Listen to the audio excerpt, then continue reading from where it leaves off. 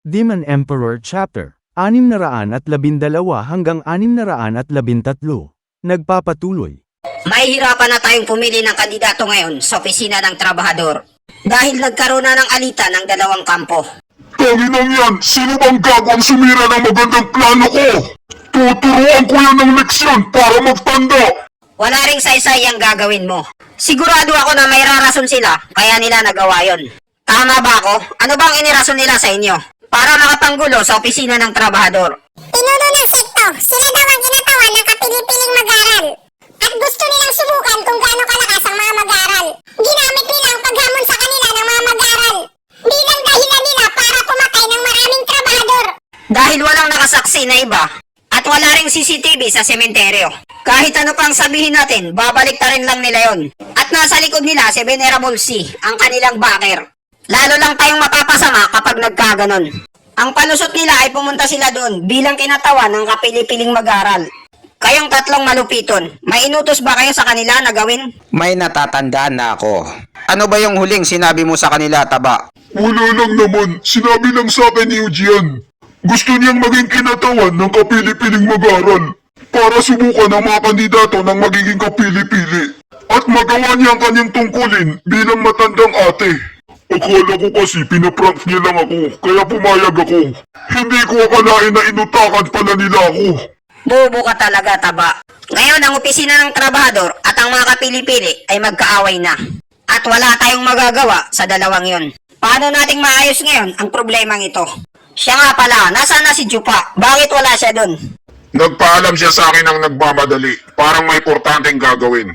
At hanggang ngayon ay hindi ko pa rin siya nakikita. Kung ganon, hayaan natin siya ang gumawa ng paraan pag nakabalik na siya. Mas magaling siyang makipaglokohan kung lokohan lang ang usapan. Hindi mananalo si Venerable C sa kanya. Ngayon nararamdaman ko na sa buong katawan ko. Punong-puno ako ng lakas. Naka-full charge na ako.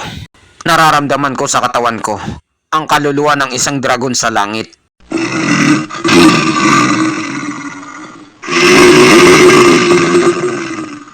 Eto na, nararamdaman ko na.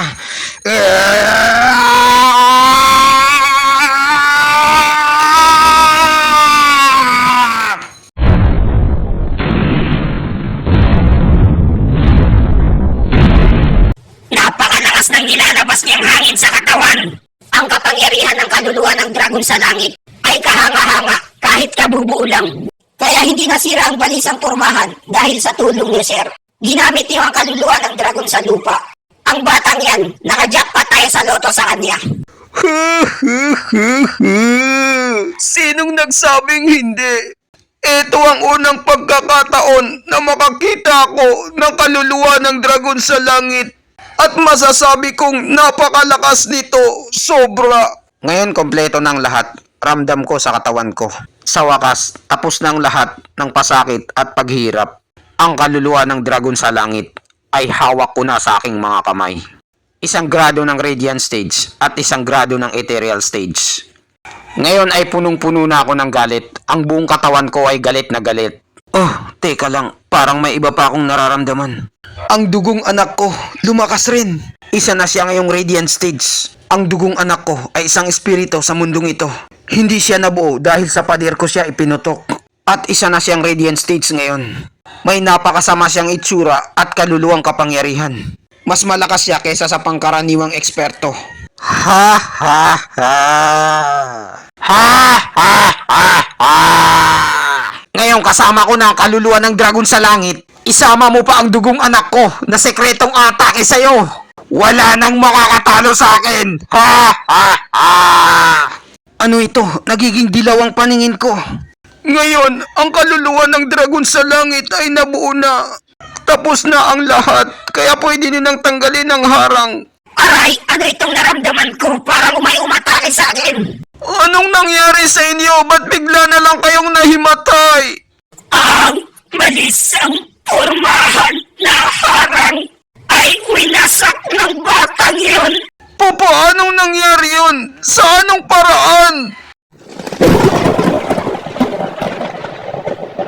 Ano ito? Sumasakit ang mata ko. Parang kinukurente. Ngayon ko lang ito naramdaman. Absolute Domain, Banal na Mata ni Buwid, Ika-4 na Grado, Peace Cracker. Ang Subirinyo ng Langit, ang kapangyarihan niya ay isang alamat at lahat ng mga arte ng Subirinyo ay pang mythical, immortal at godlike. Ha ha ha ha! Ang harang sa labas ng kuwebang ito, sigurado akong nasira dahil sa vibrator. Ang ibig lang sabihin nun, may mata na ako ng kagaya kay Naruto.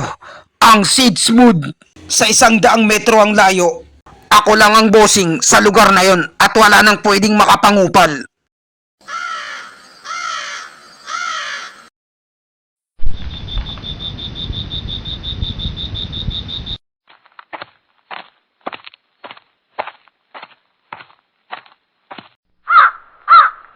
Gabi na pala, hindi ko namalayan.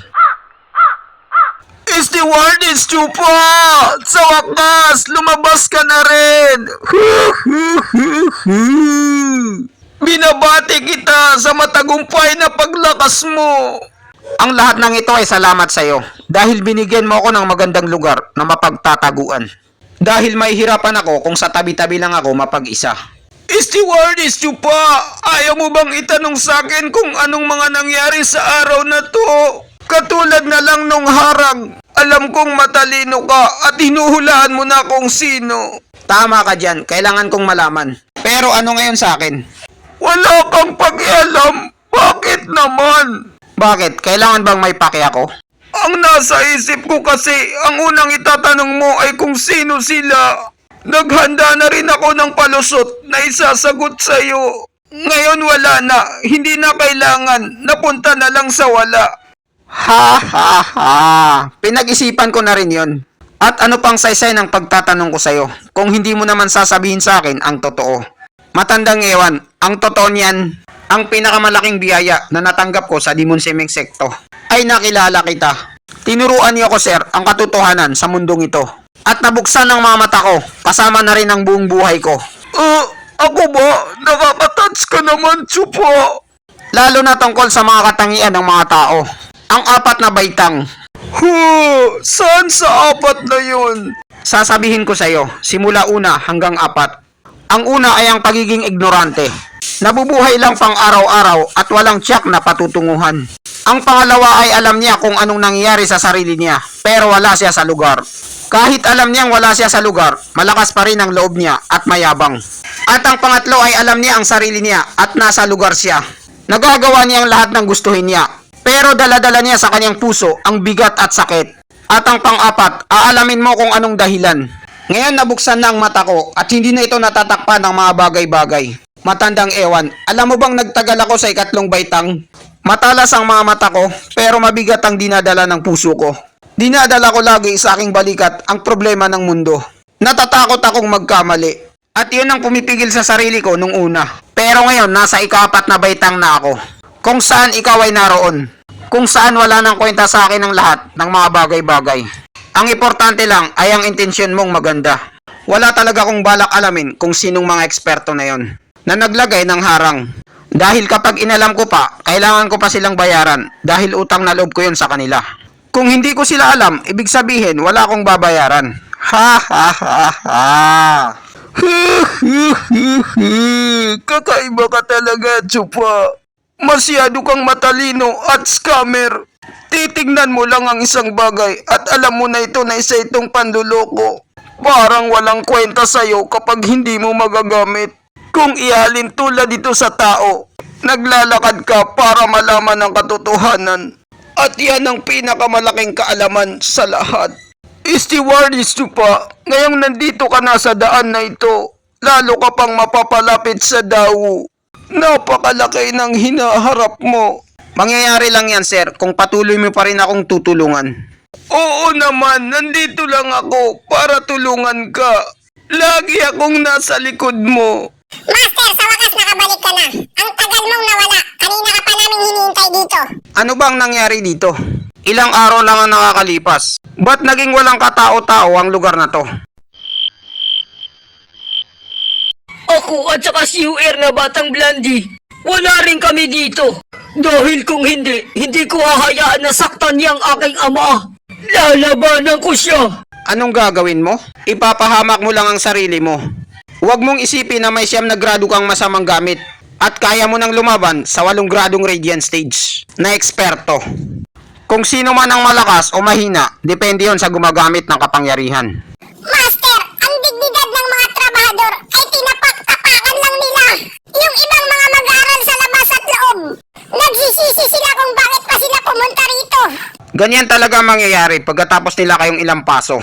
Wala na kayong lakas na loob na harapin sila hanggat hindi kayo nakakaganti. Kayong dalawa, makinig kayo sa akin. Imbitahan niyo ang 3 venerable ng kapili-piling mag-aaral.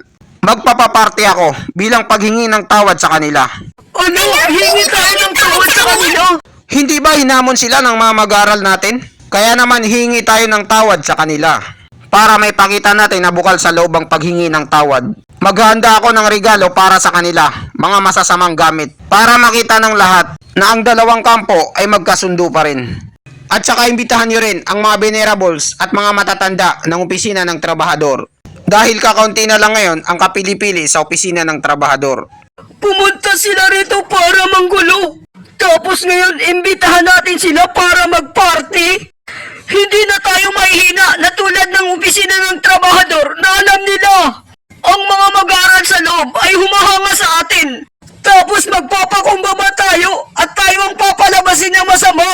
Nakita mo yan? Yan ang ikalawang baitang ng ugali ng mga tao. Alam niya sa sarili niya pero ayaw niya pa rin tanggapin. Ang pagiging mayabang niya ay wala na sa lugar. Ano pa ang tinatayo-tayo niyo dyan? Gawin niyo na ang inuutos ko sa inyo. Sino ba ang boss dito? Ako o kayo? Stewardess Chupa, nasa landas ka na ng daan patungo sa Dao. Pero hindi pa rin nawawala ang ugali mo na pagiging manlulokong scammer. Siguradong madugo ang gagawin mong party. Ang tagal ko nang nagtitimpi na nakayuko sa kanila. Dahil natatakot ako na may makalaban akong ethereal stage. Pero ngayon, wala akong pake kahit maging sino pa yan. Kung sino man ang kumalaban sa akin, makikita niyang sarili niya na nakabaon sa hukay sa harap ko.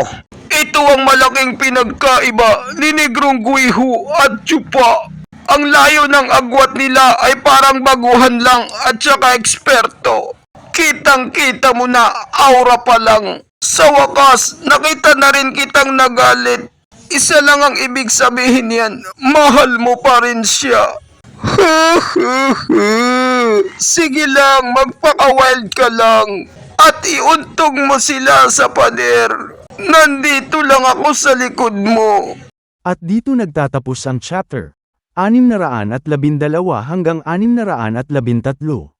Maraming salamat po sa panunood nyo. Mag-subscribe para laging updated sa buhay ni Chupa.